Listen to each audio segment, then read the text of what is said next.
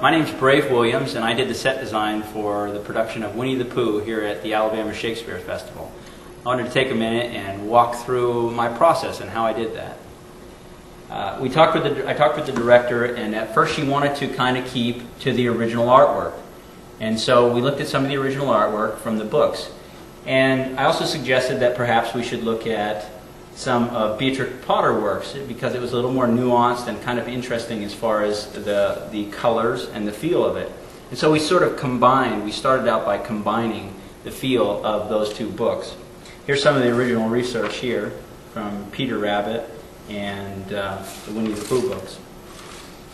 After that, after we did the research, I did some sketches and some doodling, you can see here, and just to try and get a feel of the world, and started to come up with some ideas on how we might produce this in the space. We had a limited budget, and so one of the ideas I had was to do a pop-up book. My son had a pop-up book of Winnie the Pooh, and I thought, you know, that might be great because we could do flats as traditionally done in theater. They're cheap and easy to do, and pop-up book really seemed to convey the idea of the Winnie the Pooh story. So we went with that, or at least I went with that idea, and sort of proposed it to the director.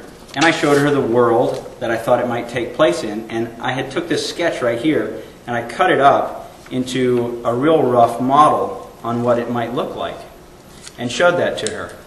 And she really liked the idea, and the rest of the team really liked the idea, so we went ahead with that.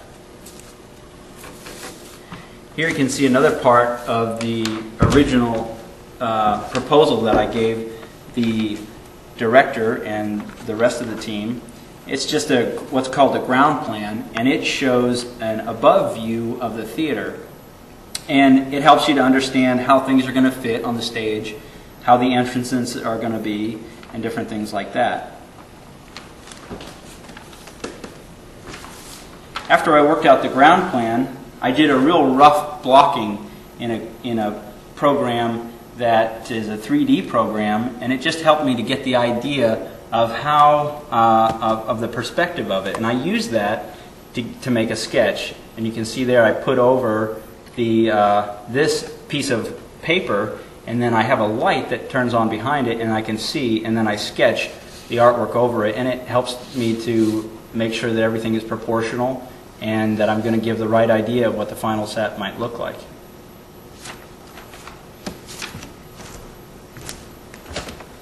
The next step is to do a drafting package.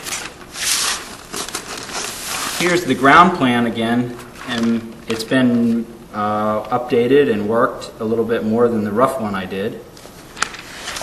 I also draft what's called an elevation of each of the pieces. Here, this is done in 1/4 inch scale, which means that for every 1/4 inch there is on the drafting plate, it equals 1 inch in the real set here. When I'm done with the drafting package, I take all the elevations here and I photocopy them onto regular paper. Then I cut them up and repaste them on a piece of paper that's the same size as this 90-pound watercolor paper. And the reason I do that is so that I can photocopy the original drafting onto the watercolor paper and do color elevations of all the pieces. You can see here. So I just paint right on the watercolor paper, and my drafting has been photocopied, you see right there. The next step is to take these pieces, the original watercolors, and photocopy them onto what's called Bristol board paper.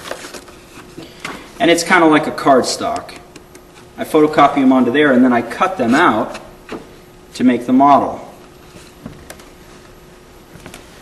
And over here, you can see the model.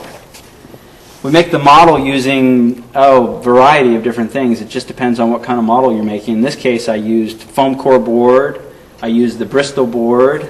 I also used a heavy board that's used in photography for mounting, a mounting board, and created this model here.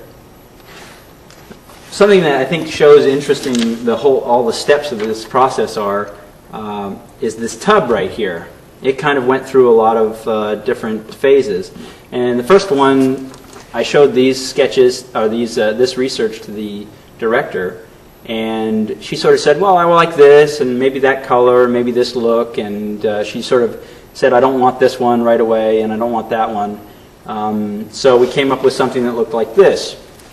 And that was good, but about the week I turned in my drafting package, we reconsidered the color because the set was so brown, and so we wanted it to stand out a little bit more.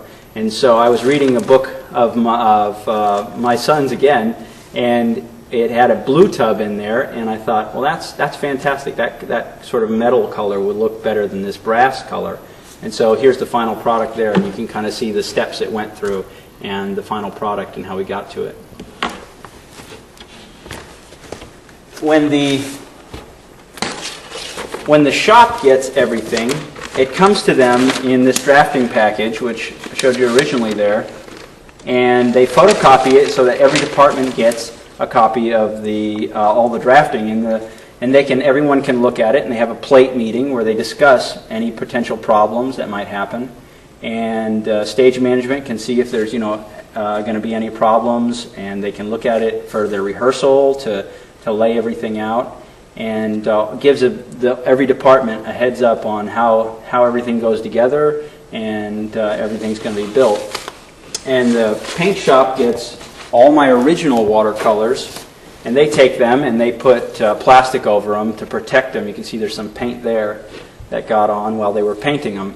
And they use the originals because the colors are much better than a photocopier would do.